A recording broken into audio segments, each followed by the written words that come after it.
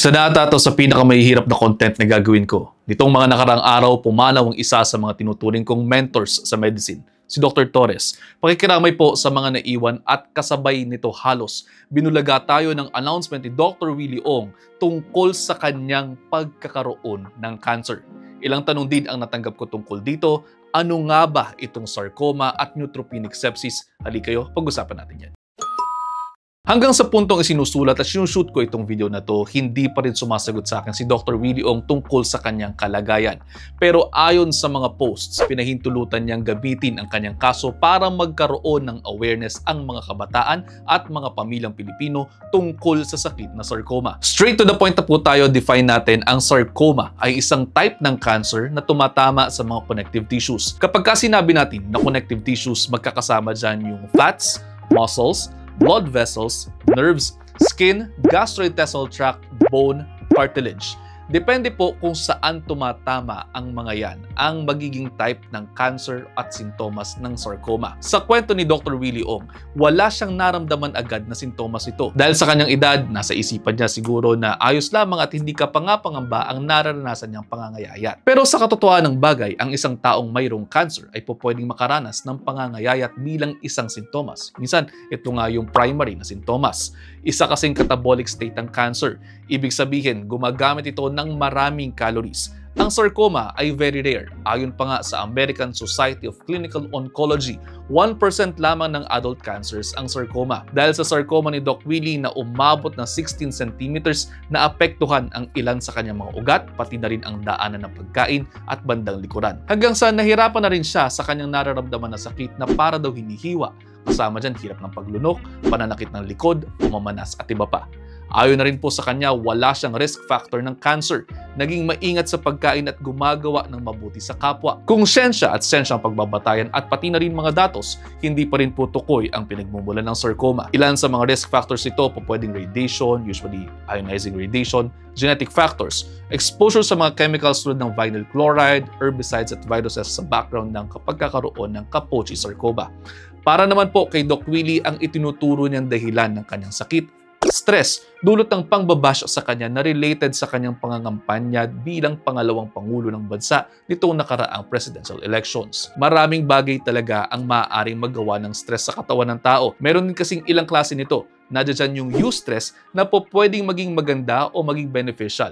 Pero nangyari kay Doc Willie, mukhang distress na link sa pagkakaroon ng nawawala ng control at nagiging threat na yung stress imbis na makatulong. Sa ngayon po, ayon sa mga updates, nagki-chemotherapy na si Dr. Willie Ong matapos mabigyan ng pangalan ang kanyang sakit salamat sa bilis ng medical diagnosis sa Singapore. Recently din, mayroong post tungkol sa neutropenic sepsis. Ito ay isang kondisyon kung saan bumabagsak ang neutrophils ng katawan kasabay ng pagkakaroon ng inflammation o pamamaga dulot ng maraming bagay. Yang neutrophils na yan pa naman yung lumalaban sa ilang klase ng impeksyon. Pwedeng dulot din ito ng kanyang chemotherapy. Namamatay po kasi ang cancer cells dito sa chemotherapy pero kasabay niyan ay ang ilang good cells na maaari ding mamatay. Kung susundan din po natin ang post ni Doc Willie, naghihintay tayo ng PET scan sa ngayon para malaman kung kamusta ang cancer sa kanyang katawan. Magbibigay din ito ng direksyon sa kanyang treatment. Hindi rin tulad ng ibang mga klase ng cancer, ang sarcoma ay medyo hindi dumedepende sa mga lifestyle factors. Pero don't get me wrong, hindi ibig sabihin nito ay hindi na kayo magpapaka-healthy dahil marami pa rin pong mga sakit ang maiiwasan natin na mas common sa pagkakaroon ng tamang uri ng pamumuhay. Kapag mayroong ganitong klase ng sakit, malaki pa rin pong bahagi ng recovery at prognosis ng pasyente ang nutrisyon. Dahil catabolic state, dapat dagdagan ang kinakain para malabanan ang nangyayaring stress sa katawan. Kinakailangan din po natin ng protina, ng antioxidants mula sa mga gulay at prutas, pati na rin po ng mga calories mula sa carbohydrates at fats para maging enerhiya. Maaaring makaramdam ng hirap sa pagkain dahil sa mga gamot pero kinakailangan pilitin as much as possible para makauntos po tayo. Pwede rin tayong magbigay ng mga supplementation tulad ng mga meal replacement formulas. Dito na rin po sa kwentong ito ni Dr. Willie Ong papasok ang kasabihang prevention is better than cure.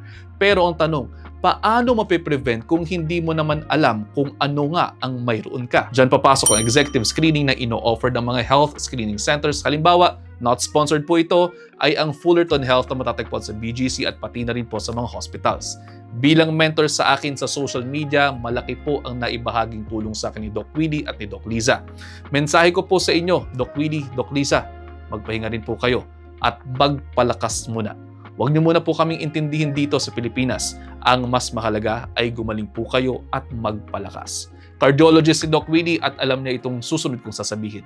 Bago pa man magbigay ng dugo ang puso sa iba't ibang bahagi ng katawan, nagbibigay muna ito ng dugo sa kanyang sarili. Sana po, ganoon din sa ngayon, isipin niyo muna ang inyong sarili bago ang ibang tao dahil kinakailangan nyo ring lumakas para mas makatulong pa. Kami muna pong mga anak-anakan nyo ritong mga doktor ang magpapayo sa ating mga kapwa Pilipino.